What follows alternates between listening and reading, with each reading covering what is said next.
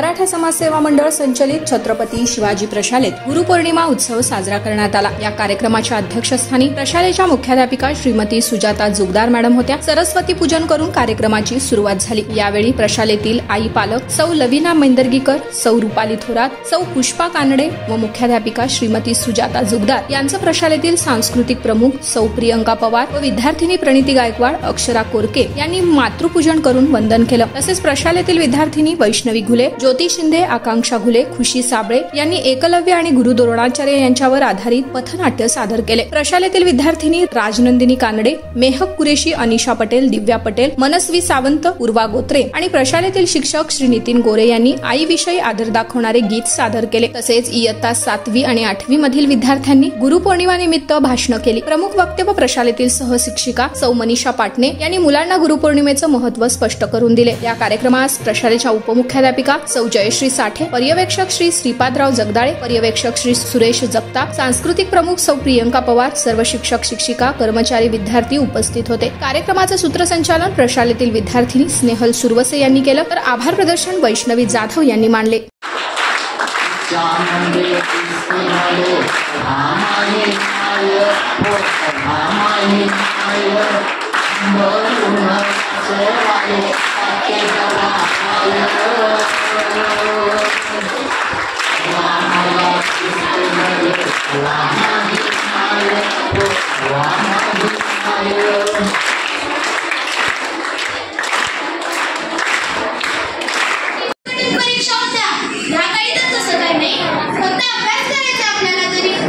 सर्वजण अभ्यास करून परीक्षेत चांगले मार्क घ्या, इतकं सांगायचं।